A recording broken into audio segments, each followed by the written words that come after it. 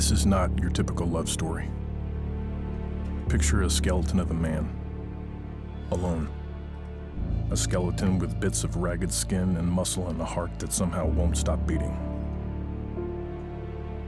Captain Lance P Sijan, ejected from his fighter jet over Laos, November 1967. 46 days and nights with no food, crawling along inch by inch, trying to pull himself home out of hell. A shattered hand, cracked in half, fingers folded back and tied down with filthy strips of what used to be this airman's flight suit. One leg busted with a double compound fracture and the bones snapped off sharp.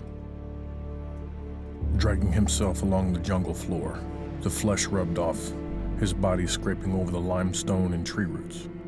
As he passes in and out of consciousness, he tries to measure time by the length of his beard and his matted hair.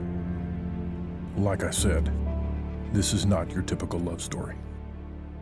Lance P Sijan was unrecognizable. He was 80 pounds and close to death, but he was a million miles away from giving up. He'd been a 220-pound football player at the Air Force Academy. He was a pilot. He was a leader. He lifted others up, but he didn't tolerate fools or slackers.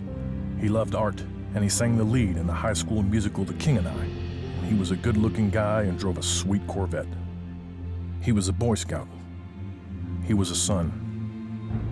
And he was a brother. He was ejected from his aircraft after an ordnance explosion over Laos. 46 days. He waved off a rescue because he didn't want to risk getting anyone else hurt. On Christmas morning, 1967, barely alive, he was captured by the Viet Cong and taken to an interrogation camp.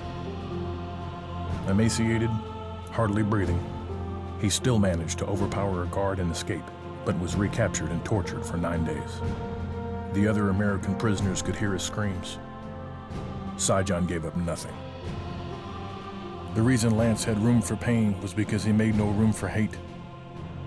Make no mistake, Lance Sijan had no love in his heart for his captors. He threatened to break their necks even when he was too weak to swallow food or lift his head.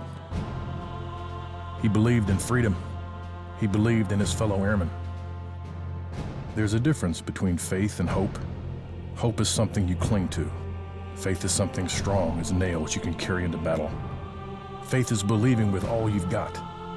Lance never gave up believing they would escape. His love of country and of his airmen was immeasurable and unbroken right up to the end. He died January 22nd, 1968. He received the Medal of Honor for evading capture, for heroism above and beyond the call of duty, for living the code of conduct to his last breath. A man's character is revealed in the actions he takes when he knows no one is watching. A man's soul is revealed in the actions he takes when he knows no one is coming. Don't think of this as a horror story of survival that you can't imagine. Think of the things we all share with Lance Sijan, the things we fight for. If he could do what he did, airman, you can do whatever is in front of you. You are never alone, because Lance P Sijan left us a legacy of love and leadership. Love of country leads to duty. Love of your fellow airmen leads to loyalty. Love of freedom leads you onward. Love of family leads you home. Aim high, airman.